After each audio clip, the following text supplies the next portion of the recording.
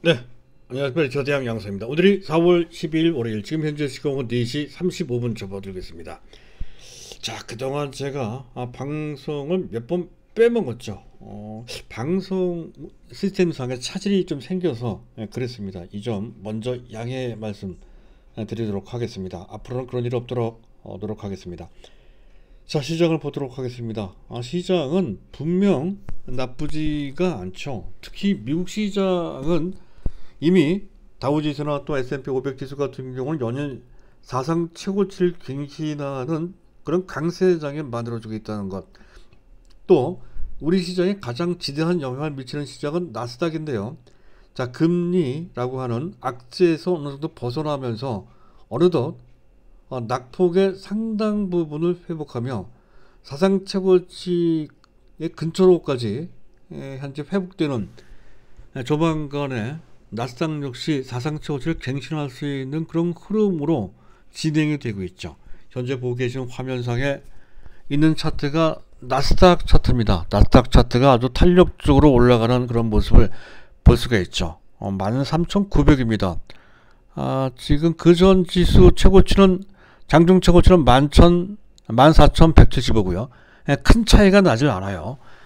조만간에 그렇게 될 것 같습니다. 하지만 우리 증시는 조금 그 모습과는 좀 다르죠. 잠깐 차트를 한번 보시도록 하시죠. 자, 우리 코스피입니다. 현재 코스피 밑에 있는 오른쪽 하단에 있는 차트가 코스피 일봉 차트인데요. 올라가긴 올라갑니다. 그러나 시원스럽게 쭉쭉 올라가는 맛은 전혀 느껴지지 않죠.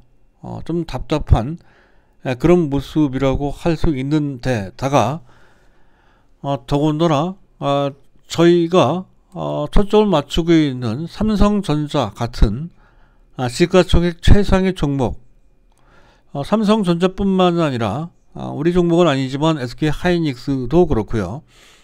또 우리 종목인 네이버, 또 LG화학, 현대차, 그나마 삼성바이오로직스가 좀 낫고요. 나머지 종목들 셀트론도 다 포함이 돼서 또 현재 삼성 SDI, 카카오는 조금 다르죠. 카카오, LG전자 이런 종목들 전반에 걸쳐서 보면 상당히 더딘 것 정도를 지나서 앞서 얘기했던 삼성전자 같은 경우에는 웬만큼 올라가도 시원치 않을 판에 올라가기는커녕 오히려 최근 며칠 동안에는 연속 하락하는 등 시장 흐름과 상당히 괴리되는 그런 모습을 보이고 있죠.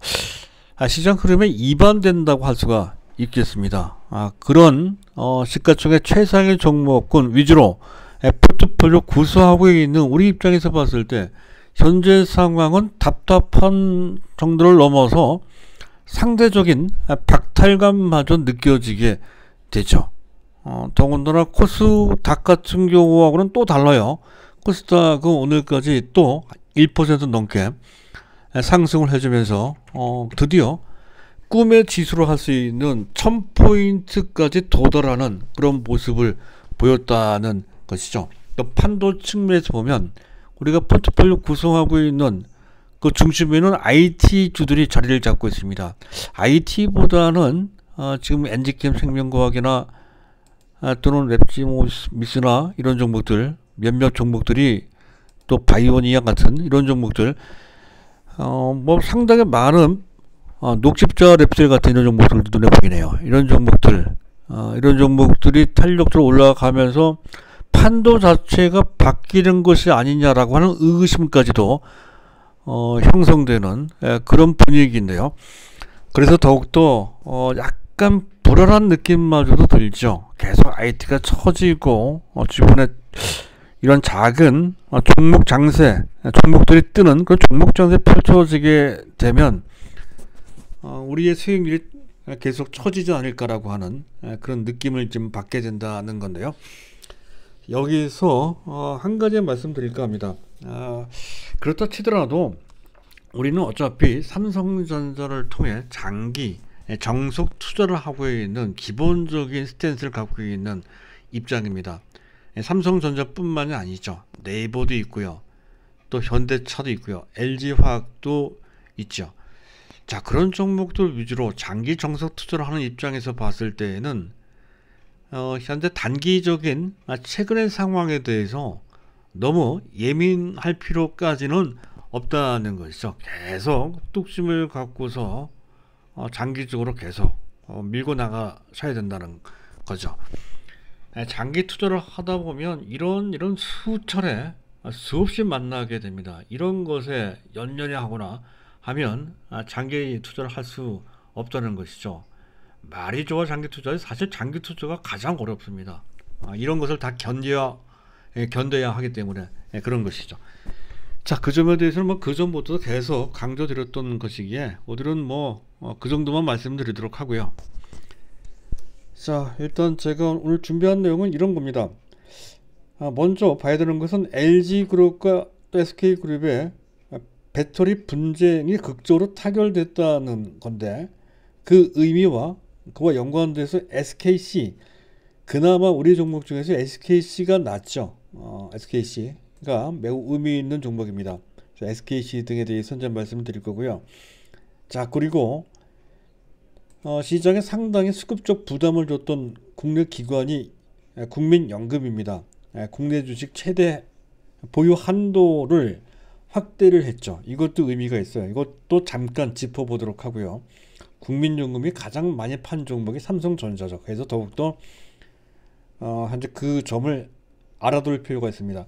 그리고 지난주에 실적 발표가 된 삼성전자 및 삼성바이오로직스 실적 전망, 또 그것을 통해서 삼성전자 금년 12개월 선행 실적 및 그와 관련된이 아니죠. 그를 기준으로 한 적정 주가를 산정해 둘 필요가 있다는 것이죠. 그 점을 이제 말씀을 드릴까 합니다. 자, 일단 순서를 밟아서 일단 이슈부터 점검을 좀 해보도록 하겠습니다. 이제 먼저 봐야 될 것은 미국 국채 10년물짜리 금리인데요. 지난 주말에 마감된 금리는 1.660%입니다. 결코 낮지 않죠. 여전히 상당히 높은 수준에 놓여 있습니다. 하지만 최근 1.75% 정도 수준까지 가파르게 올라갔던 것에 비해서는 어느 정도 하향 안정화되고 있다는 것이고, 또 정작 실제로도 미국 증시에서는 금리와 관련된 불안감을 상당히 떨쳐낸 그런 상태다, 이렇게 판단이 됩니다.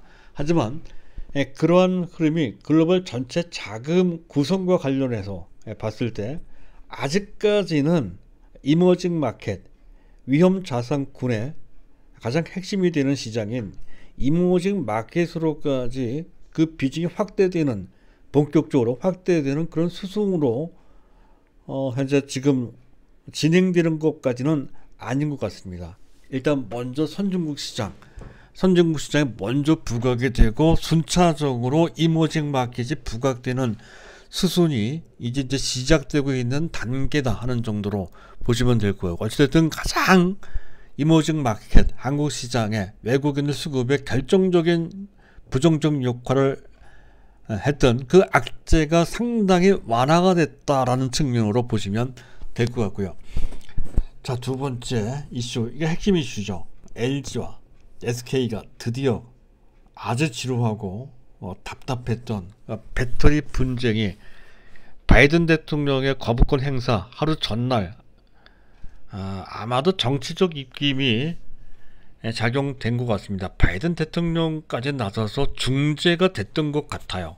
그래서 극적으로 타결됐다는 건데, 어쨌든 합의금 2조 원은 LG그룹으로 봤을 때는 좀 적을 것 같고요.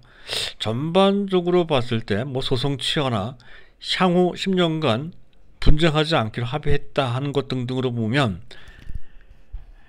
현재 이와 관련된 혜택을 누가 더 많이 받느냐 아니냐를 따진다면 주가를 보면 알 수 있듯이 LG보다는 SK가 훨씬 크다는 것이죠. 그래서 SK이노베이션 같은 경우는 거의 12% 정도, 물론 상승폭이 깎이긴 했지만 그 전날 대비 급등을 하고요. 또 우리 종목인 SKC 같은 경우도 5.5%나 올라가는 배경으로 됐습니다. 하지만 LG화학은 거의 오른 게 없죠. 오늘 상승폭의 대부분을 반납하는 간신히 부하권 근처로 이제 마감되는 그런 모습을 보였다는 것에서도 알 수가 있습니다.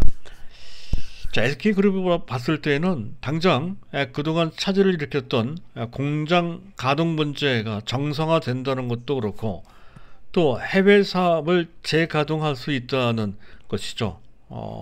현재 거래 관계를 맺고 있는 포드사나 또는 폭스바겐 외에 다른 고객사를 확보할 수 있는 길이 열렸다는 것이고요. 당장 또 미국의 조지아주와 관련돼서 아마 정치적인 입김이 작용된 것으로 본다는 것이죠. 어쨌든 조지아주의 공장 두 곳 정도를 건립한다고 하죠. 그래서 2025년까지 약 3조 정도를 투자한다는 건데 아마 그 이상 투자할 수도 있다 하겠습니다. 규모가 아주 큰 건 아니에요. 2025년까지 21기가와트 아워 정도인데 이 정도면 LG화학이 미국에 건립하고자 하는 것에 비해서 거의 6분의 1 정도 수준밖에 되지 않는데 어쨌든 이 자체도 상당히 큰 현재 의미 있는 수준 정도는 된다 보시면 되고요. 그리고 무엇보다 중요한 것은 SK그룹이 이를 통해서 그동안 준비를 해왔고 추진해왔던 미래차 에너지 생태계 구축을 해왔던 것에 다시 한번 활력이 현재 불러일으켜진다는 것이죠. 특히 이미 어느 정도 진행이 되고 있는 배터리 4대 소재, 원래 분리막부터 시절했죠. 그래서 양극재, 음극재, 전해질까지. 전해질은 SK머티리얼스. 또 음극재 소재의 핵심이 되는 것 중에 하나가 전극 소재인 동박입니다. 일렉 포일 하는 거. 여러분들 잘 아시겠지만 그 일렉 포일을 만드는 세계적인 업체가 우리나라에 있죠. 두 군데 있습니다. 하나가 바로 현재 일진머티리얼스고요. 또 한 군데가 바로 현재 그 SKC의 자회사인 SKC 넥실리스입니다. 그래서 이런 생태계를 구축하는 바탕이 만들어졌다는 것이고요. 이미 어느 정도 완성 단계로 가고 있는 것으로 볼 수 있습니다. 이렇게 전 세계적으로 반도체 소재까지 반도체가 아니라 2차 전지 소재까지 현재 만들 수 있고 또 완성품도 만들 수 있는 업체가 거의 없습니다. LG화학도 그 점은 좀 부족합니다. 그런데 이미 SK는 그런 체제로 상당히 많이 진전돼 가고 있다는 것이고요. 그리고 더 나아가서 차세대 배터리가 액체 상태의 배터리가 아닌 고체 상태의 배터리라 하는 전고체 배터리라는 것이죠. 이미 개발사를 확보를 했죠. 2대 주주입니다. SES라고요. 그래서 미국 상장을 한다고 하는 소식까지 전해지고 있습니다. 해서 이를 통해서 SK는 전 세계 그 어떤 업체보다도 미래차 에너지 생태계에 상당한 입체적인 구조를 잘 갖춰가고 있는 그런 상태로 판단이 되고요. 그래서 더욱더 점수를 더 줄 수 있는 데다가 그리고 SKC의 SK 넥실리스 같은 경우에는 동박이죠. 이 동박은 기존 현재 액체의 2차 전지뿐만 아니라 전고체의 음극재 소재로도 여전히 쓰인다는 것이죠. 그래서 지금 당장도 세계 최고 수준이지만 향후 전고체 시대가 온다 하더라도 역시 또한 그 분야에서 세계 최고가 된다는 거죠. 그래서 현재 SKC 같은 경우 잠깐 차트를 붙이도록 하죠. 주가는 상당히 높습니다. 원래 SKC는 제가 언젠가부터인가요? 꽤 오래됐습니다. 조금 차트를 좀 올려놓고 보도록 하죠. SKC를 보게 되면 지금 작년 4월달부터 말씀을 드렸던 것 같습니다. 그 당시 한 45,000원 정도 수준이었거든요. 거기에 벌써 3배 이상 주가가 올라와 있습니다. 그때 당시에 제가 목표했던 주가는 10만원 정도 했던 건데 10만원 훨씬 넘었고요. 그래서 2021년도 목표가를 제가 15만원 내지 20만원 잡아드렸던 건데 지금 14만 4천까지 올라와 있습니다. 근데 지금도 매수 보유를 해야 될 것 같아요. 물론 지금은 많이 올라와 있기 때문에 또 PER 수준이 상당히 높습니다. 50배가 넘어가죠. 그래서 아주 공격적으로 매수하는 것은 아무래도 부담이 되죠. 그래도 갖고 계신 분들은 당연히 그대로 갖고 있어야 되고, 안 갖고 계신 분들은 그 SK그룹의 그 먼 미래의 생태계에 의미를 두면서 20만원 훌쩍 넘어간다라고 보고 이제 어느 정도 제한적 범위 내에서는 매수해 둘 필요가 있다 하겠습니다. SKC는 말이죠. 금융 목표 가격은 20만원입니다. 그 정도 보시고 SKC를 보시면 갖고 계시면 될 것 같고요. 자, 그리고 또 보도록 하죠. 지금 LG그룹 같은 경우에는 이번 그 합의를 통해서 얻는 것은 크지는 않습니다. 하지만 일단 불확실성이 해소됐다는 것은 나쁘지 않고요. 뭐 K배터리, 우리나라 2차전지 배터리 업계 전체 호재이기도 하죠.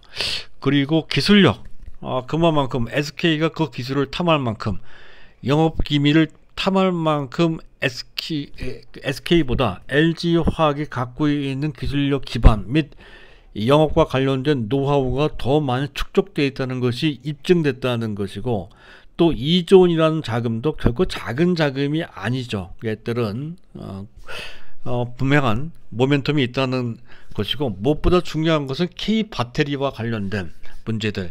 오늘 같은 경우에는 뭐 LG화학은 그렇다 치더라도 이건 시장 문제입니다. LG화학의 문제가 아니고요. 현재 지금 뭡니까, 포스코 케미칼도, 또 어딥니까, 일지 머티리얼스는 좀 탄력 떨어졌네요. 또는 솔루스 첨단 소재나 또는 LNF가 많이 올라왔어요.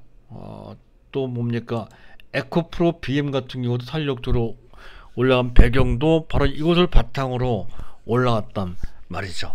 어찌됐든 시장 전체, 즉 K배터리 전체의 호재가 된다는 뜻으로 보면 되고, 2차 전지는 반도체 다음 한국 경제를 떠받치는 그런 분야이기도 합니다. 그래서 우리나라 전체 호재이기도 하죠. 그런 관점으로 일단 그 반응은 미약했으나 그 뜻이 미약한 것은 전혀 아니다 하는 관점으로, 시장 분위기 때문에 그냥 묻혀 있을 뿐이다. 그 힘은 언젠가 다시 발휘될 것이다. 또 그 앞전에 나왔던 폭스바겐이나 기타 뭐 현대차다 거기에 포함이 되고, 그 전에 있었던 테슬라 문제라든가 이런 2차 전지 갖고 있는 원천적인 문제의 상당 부분이 덮여질 수 있는 정도의 상황에 돼가고 있다. 이런 관점으로 보시면 될 것 같습니다. 자, 그리고 두 번째 주제인데요. 두 번째 주제 잠깐 보시도록 하시죠.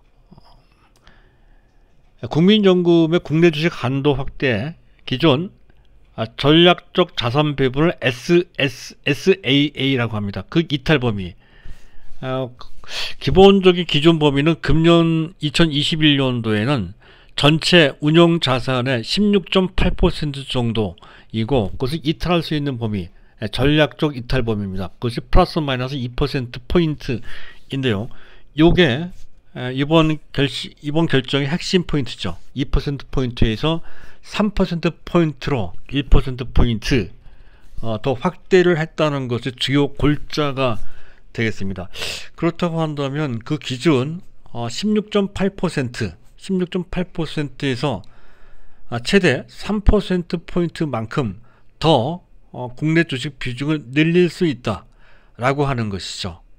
따라서 최대 19.8%까지 보유가 가능하다 하는 것인데, 지금 작년 말 기준으로 하거든요. 작년 말 기준 국민연금이 갖고 있는 그들의 보유자산 잔액은 855조 정도 됩니다. 855조에다가 최대 보유할 수 있는 국내 주식 비중은 19.8%를 곱하면 되는 거니까 현재 169조 3척 정도가 된다는 거죠.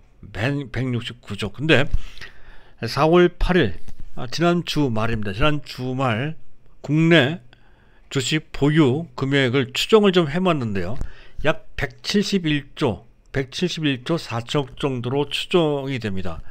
그렇다고 한다면 그 차익이 얼마 안 되죠. 한 2조 약간 넘어가는 정도 수준입니다. 그 얘기는 지금부터 약 2조 원 정도만 더 팔면 그들이 목표했던 최대 범위 수준까지 이제 들어온다는 것이죠. 더 이상 팔 필요가 없는 그런 상태가 된다는 것입니다. 아직까지 매수할 정도까지는 아니지만 어쨌든 금년 들어 무려 16조 7천억 정도라는 매도를 해서 우리 증시에 상당히 부담을 주었던 그런 흐름에서는 벗어날 수 있게 된다는 것이죠. 참고 삼아서 금년 들어서 약 3개월 넘어 지금에 이르기까지 국민연금이 국내 주식을 무려 16조 7천억 정도를 매도를 했고요.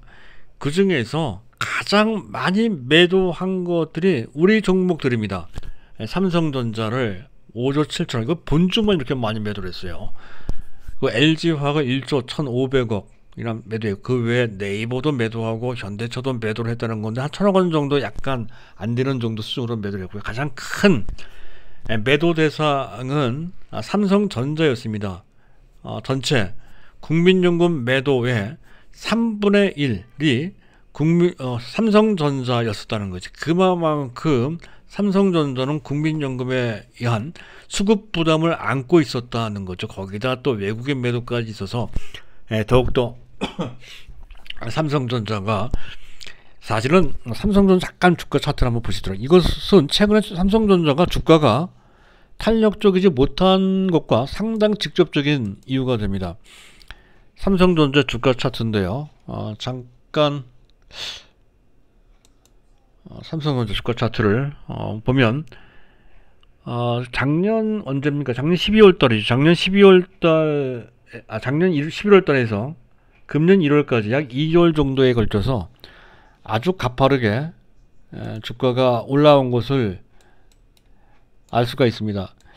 바로 그런 이유 때문에 그 당시에 전 세계 증시가 나쁘지는 않았습니다만 유독 우리 증시가, 그 중에서 삼성전자가 가파르게 올라왔던 것, 그것이 상당히 부담이 됐던 거죠. 그 당시에 그 삼성전자 주가를 그렇게 많이 올리게 한 주체는 이른바 항상 일컬어지는 동학개미들이었던 것이죠. 그래서 그 후유증, 일반 개인들이 너무 많이 매수를 해서 그 후유증을 현재 겪고 있다. 즉 현재는 그 물량이 소화되고 있는 그런 과정이 지루하게 진행되고 있다 하는 것이 삼성전 주가가 현재 상대적으로 약한 배경 중에 하나이고요. 또 하나가 이제 공매도와 관련된 내용이 된다고 이제 말씀을 드리고 있죠. 어쨌든 그런 겁니다.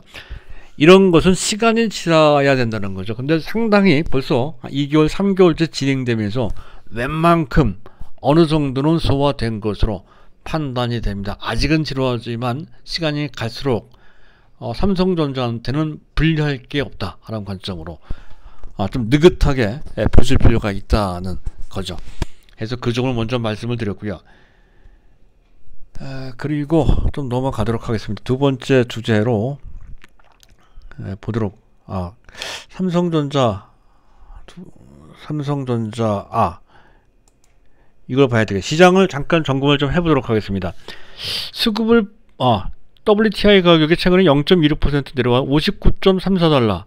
이거는 최근 지지난주까지 상당히 불안하게 움직였다가 지난주부터 조금씩 안정이 되면서 지금은 60달러 정도 그 수준에서 왔다 갔다 하는 것 같습니다. 전반적인 흐름은 일단 안정화되고 있다는 것에서 이것도 나쁘지 않고요. DXY 이거는 달러 인덱스인데 지난 주말에는 0.12% 약간 올라왔는데 일단 마감 지수는 92.18이에요. 이 정도는 아직은 높아요. 아직은 높지만 그래도 한때 93 정도까지 올라갔던 것에 비해서 상당히 좋아진 케이스고요. WT 이런 원달러 환율인데 오늘 1125원 정도 됐죠. 잠깐 이 부분 차트를 보면 보고 계신 화면에 오른쪽 하단에 있는 차트가 원달러 일봉 차트인데요. 최근에 내려오다가 연이틀 좀 올라오는 모습 그 자체로 방향성만 본다면 다소 뭔가 조금 다시 불안하게 움직이는 측면도 좀 있습니다만 전반적인 흐름은 여전히 조금씩 하향 안정화되고 있다 하는 것을 우리가 볼 수가 있습니다. 그래서 이 부분은 지속 관찰은 해야 되겠지만 그렇다고 해서 뭐 크게 나쁠 것까지는 없는 그런 상태다 하는 거고요. 자, 주변 증시를 잠깐 보시도록 하시죠. 일단 아시아 증시, 자, 장중에 이 나스닥 선물 지수가 좀 빠진 것과 일본 니케이 지수, 또 상해 지수가 좀 나빴습니다. 아마 금일 중에 코스피 지수가 약간 탄력에 떨어지는 것과 또 시가총액 상위 종목들, 그중 삼성전자 같은 경우에는 또 이렇게 매물 압박을 좀 받고 음봉에 떨어진 그 모습 등은 단기적인 이와 관련된 매매, 즉 해외 증시와 연관된 단기 매물 압박을 받아서 그런 것이다, 이렇게 보시면 될 것 같아요. 그리고 기관들은 오늘까지, 기관들이 6거래일 연속 순매도를 하고 있는, 기관들 매도가 아주 크죠. 기관들 매도가 오늘까지 6거래일 연속 순매도하고 있는 모습이며, 그 중에서도 연기금은 오늘도 또 매도를 해서 19거래일 연속 순매도. 작년 연말과 금년 2월달 3월달까지 52거래일 순매도 한 이후에 또다시 숨을 걸었다가 약간 순매수했다가 다시 19거래일 연속 순매도를 하는 그런 입장을 보이고 있는데, 요게 이제 바뀐다는 것이죠. 아마 4월달부터 바뀔 것으로 그렇게 기대가 되는 상황이고요. 자, 그리고 역베이시스, 이게 이제 문제가 된다는 겁니다. 역베이시스, 베이시스가 마감 베이시스는 0.72, 마이너스 0.7이지만 장중 베이시스는 마이너스 1.5 내지 마이너스 1.0 정도 수준에서 최근 들어 가장 나쁜 수준이었습니다. 이렇게 되면 대규모의 프로그램 매도가 쏟아져 나온다는 거죠. 이것 때문에 지수가 왜곡됐다라고 하는 것입니다. 올라가도 시원치 않을 판은 외려 프로그램 매도가 쏟아질 수밖에 없는 환경이 계속 만들어지고 있으니 발목을 붙잡힌다는 것을 넘어서 오히려 삼성전자 같은 경우에는 그런 수급적인 그런 불량 구조 때문에 외려 떨어지는 이상현상이 만들어지고 있다는 것이죠. 이것은 펀더멘탈이라고 하는 본질을 왜곡하는 우리 시장에 안고 있는 일종의 뭐랄까요, 단점이라고 할까요, 그렇게 위크포인트 라고 이제 볼 수가 있겠습니다. 근데 요 문제는 아마 다음 달부터 이제 바뀐다는 것이죠. 어쨌든 이 베이시스가 일단 약간 문제가 됐습니다. 이거는 펀더멘털과 관계없는 수급과 관련된 단기적인 수급 변수에 지나지 않는다는 거죠. 그게 이제 중요하다 하겠습니다. 상황이 이렇다 보니까 코스닥이 상대적으로 반사이익을 받는다는 거고요. 그 와중에 또 바이오주가 힘을 내는데 이거는 단기적인 흐름입니다. 바이오주는 워낙 많고 또 각각의 펀더멘털이 충분히 입증되지 않았으며 미래에 대해서 상당히 불확실하죠. 또 상당히 어렵습니다. 또 변화무쌍하고 하기 때문에 바이오주는 우리는 삼성바이오로직스 하나만으로 충분하다는 거죠. 삼성바이오로직스 이와 같습니다. 단기적으로 꽤 많이 올라왔기 때문에 추격해서 매수하는 것은 자제하십시오. 갖고 계신 분들만 갖고 계시면 되겠고요. 자, 그리고 대신 IT 종목 중에서 이런 종목들은 괜찮은 것 같습니다. MC넥스가 약간 내려왔죠. 원래는 55,000원 정도면 괜찮다 했던 건데 56,400원 현재 위치가 결코 나쁘지 않은 것 같습니다. 추세를 타고 있는 현재 눌림목 상태에 있는 그런 상태다는 점에서 기술적인 포인트에 와 있다라고 설명될 수 있겠고요. 그리고 그 전부터 말씀드렸던 원익 IPS나 또는 PSK 같은 종목들은 약간 늦었습니다. 쫓아가면 안 될 것 같고요. 다만 동진세미캠은 괜찮은 것 같고요. 테스나도 나쁘지 않은 것 같아요. 다소 좀 무거운 감이 있는데 아무래도 이들 종목은 삼성전자와 그 궤를 같이 할 것으로 그렇게 기대가 되는데요. 어찌 보면 삼성전자도 갖고 있는 상태에서 이들 종목도 갖고 있는 건 약간의 중복의 느낌도 좀 있습니다. 해서 적당한 비중으로 이들 종목을 보시면 될 것 같다는 말씀을 첨언삼아 드리도록 하고요. 자, 다음으로 넘어가도록 하겠습니다. 자, 삼성전자 잠깐 보시도록 하죠. 삼성전자 실적을 봐야 되는데 이거네요. 삼성바이오로직스의 실적. 그 전에 이제 삼성전자 실적부터 먼저 봐야 되겠죠. 이미 이제 지난 4월 7일 날 발표가 된 건데요. 매출은 그렇다. 매출도 나쁘지 않아요. 일단 삼성전자 차트를 일단 먼저 열어놓고 설명을 드려야 더 맞을 것 같습니다.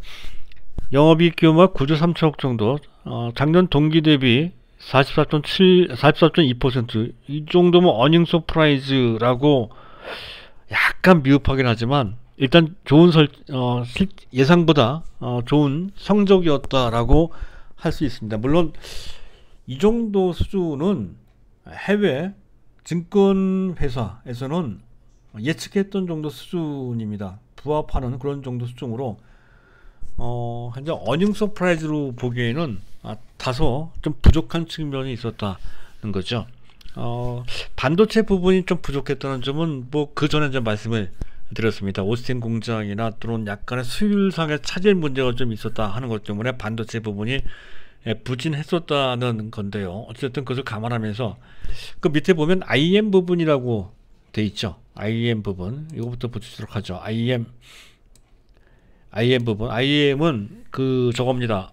IM은 스마트폰 부분인데 이게 놀라운 게 4조 5천억 정도로 돼 있죠. 이게 원래는 이 스마트폰 부분이 2조 내지 2조 5천억 정도, 2조 하면 평균 정도 한 거고, 분기당 실적이 말이죠.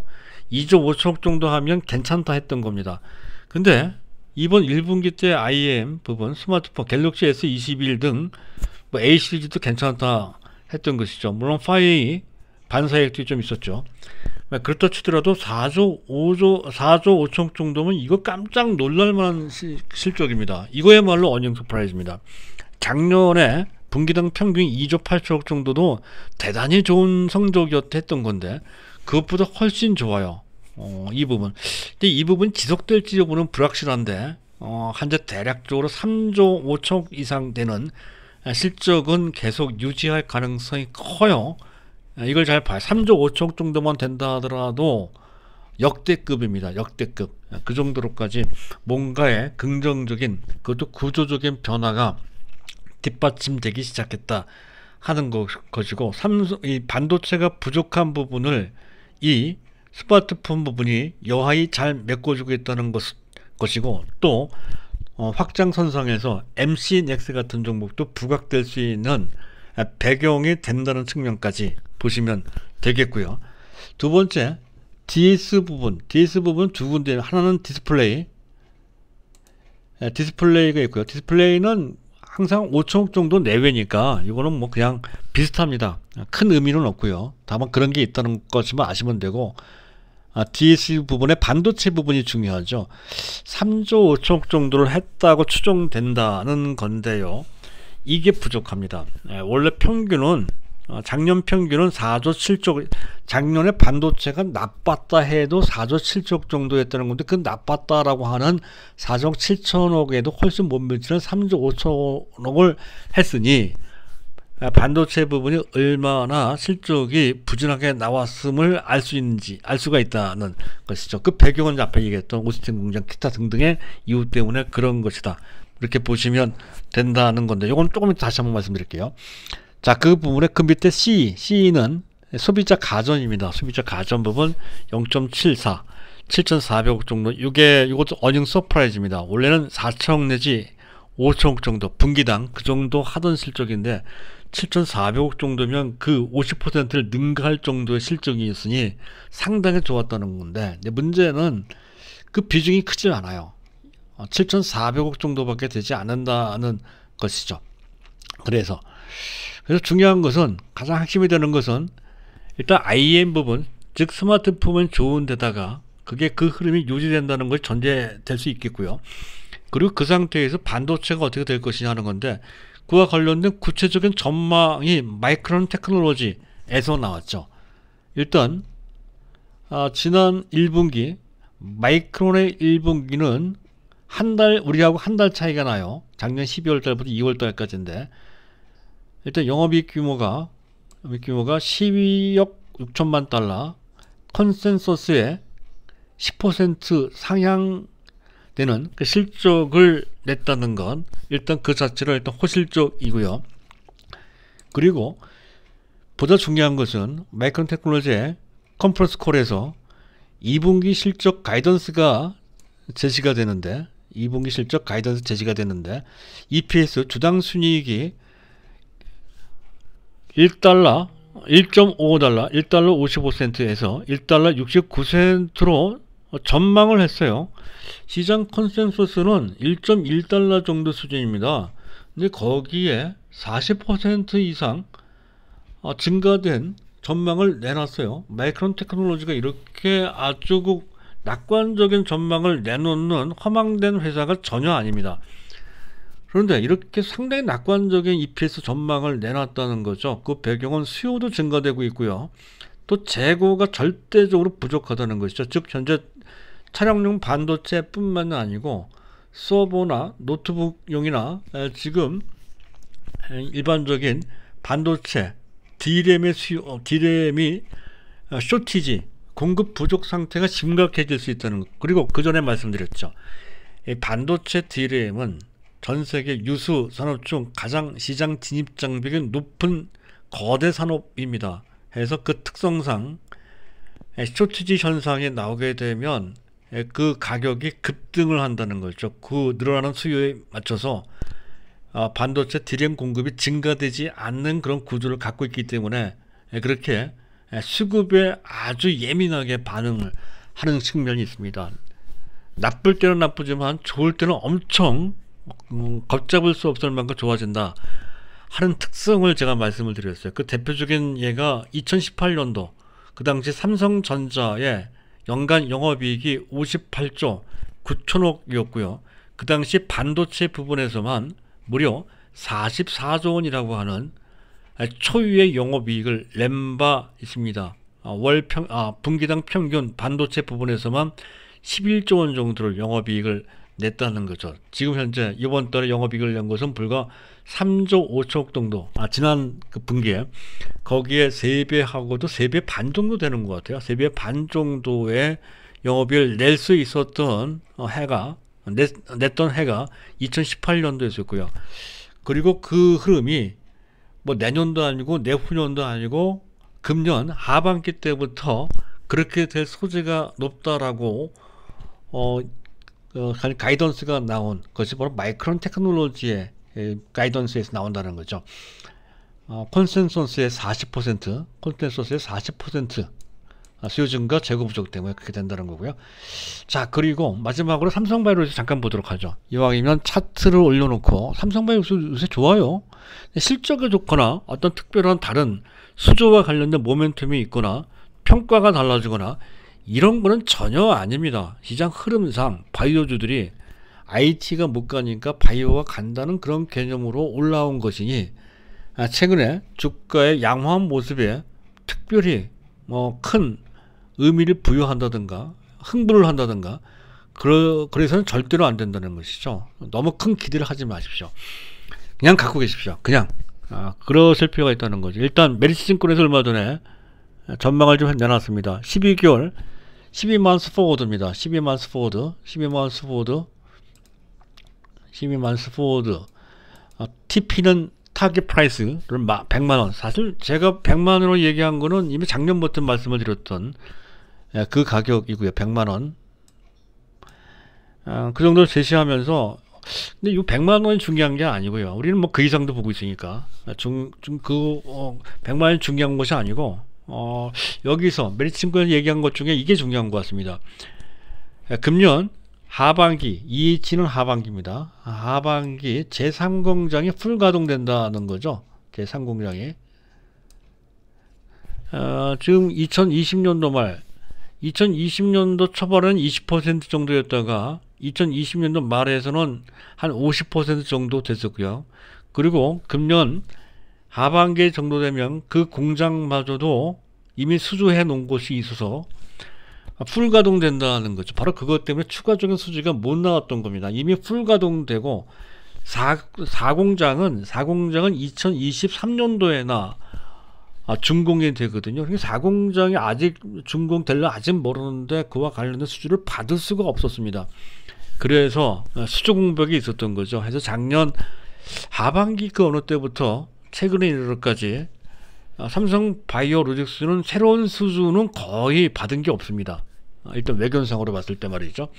그랬던 건데 금년부터 달라질 소지가 2분기부터 달라질 소지가 높다는 것이죠. 제 2분기 때부터 그 꿈의 제4공장, 이 4공장의 규모가 어마어마합니다. 25.6만 리터입니다. 기존 공장, 제3공장의 2배까지는 아니지만 거의 50% 이상 커진 규모이고요. 2023년도부터 본격 가동된다는 건데, 그를 위한 먼저 수주를 받는 거, 미리 수주를 받는 선수주가 개시가 된다는 건데, 수주를 받을 때마다 삼성 바이오로직스는 그 자체 수주 하나하나가 호재가 되죠. 따라서 지금은 시장 분위기 때문에 올라갔지만 그때에서는 실질적인 수주 때문에 올라가는 기회를 얻게 된다는 것이, 그때 가서 아마 100만원 돌파할 것 같아요. 따라서 안 갖고 계신 분들은 다소 기술적으로 다소 부담이 되긴 되는데, 안 갖고 있으면 사야 될 것 같습니다. 물론 조금 올라왔기 때문에 타이밍은 적절치는 않은데, 그래도 장기적 관점에서는 이 종목을 그런 관점으로 해볼 수 있다는 거죠. 갖고 계신 분들은 뭐 눈 하나 깜짝하지 말고 계속 갖고 있어야 되겠죠. 지루할 정도로 계속 말씀드리고 있습니다. 자, 그리고 또 한 가지 말씀드리고 싶은 것은 12개월 선행 실적 기준 EPS 주당 순이익이 아마 63,000원, 2021년 영업이익 규모가 아마도 4,234억 정도 된다고 그래요. 메리츠 증권에서는. 이것도 작년 동기 대비, 작년은 좋았다는 건데 작년보다 훨씬 더 좋아져서 4,234억 정도가 된다라고 하고 있습니다. 작년 동기 대비 그렇게 된다는 거죠. 그런데 이걸 기준으로 한 12만스 포워드 12개월 선행 EPS는 63,000원 정도 보고 있는데, 지금 주가가 얼마예요? 주가가 지금 삼성바이오로직스가 78만 2천원이니까 이거는 75배가 아니라 80배 아니에요? 80배? 거의 80배에 이를 정도로까지 80배가 아니죠. 셀트리온이 75배고 지금 삼성바이오로직스는 이 정도면 130배 가까이 됩니다. 130배까지 채 안 되네요. 125배 정도 되네요. 125배. 셀트리온이 현재 175배거든요. 근데 셀트리온은 지금 긍정적인 평가와 부정적인 평가가 엇갈리고 있는 그런 것에 비해서 훨씬 더 PER이 높은 삼성바이오로직스는 지금 부정적인 평가는 거의 없습니다. 다 긍정적이거든요. 그 이유가 대체 뭐냐 이거죠. PER이 현재 셀트리온이 더 낮으면 모르되 지금 PER이 삼성바이오로직스가 말도 안 되게 셀트리온보다 훨씬 더 높습니다. 2배까지는 아니더라도 거의 60% 이상 삼성바이오로직스의 PER, 밸류 부담이, 멀티플 부담이 지금 가중되어 있는 상태입니다. PER 이게 이래도 되냐 싶을 정도로까지 PER이 높은데도 불구하고 부정적이지 않습니다. 그 전망이 말이죠. 이유가 뭐겠습니까? 신뢰성 때문에 그런 것이고요. CMO 사업의 구조상 그렇다는 것이죠. 바로 이것 때문에 삼성전자와 특히 반도체 생산과 관련된 그 독보적인 그런 기술력과 생산력을 확보하게 된다는 거죠. 그래서 그쪽 부분 일종의 바이오 의약 생산도 개발과 생산이 분리되는 그런 모습으로 진화된다라는 거죠. 마치 반도체, 그렇죠. 반도체 칩을 설계하는 것과 생산이 별도로 분립이 돼서 생산하는 TSMC가 세계 최고의 반도체 회사로 부상했듯이 바이오도 마찬가지입니다. 바이오도 제약, 신약을 만들고 개발하고 하는 것까지와 그리고 그것을 바탕으로 해서 생산하는 것이 분리되면서 결국에는 시장 진입 장벽이 높은 바이오 생산, 그것도 최첨단 그 기술을 통해서 또 가장 신뢰받을 수 있는 그런 신뢰도를 바탕으로 해서 그 시장을 장악할 수 있는 역량이 갖춰져 나가고 있는 단계다 하는 관점에서 현재 초격차 전략을 구사하고 있는 삼성바이오로직스가 이렇게 대우받을 수 있다는 것이죠. 바로 그 점 때문에 현재 삼성바이오로직스가 PER이 그렇게 높아도 별반 부정적인 평가가 안 나온 이유가 되겠고, 우리는 지금 당장 사실 그 부담 완전히 저버릴 수 없으니까 너무 많은 비중을 가져간다 할 수는 없겠지만 일정 부분 전체 우리 포트폴리오의 10% 정도 10개 중에 1개 정도는 삼성바이오로직으로 채워놓고 있어야 된다. 이렇게 이제 말씀을 드리고 있는 거죠.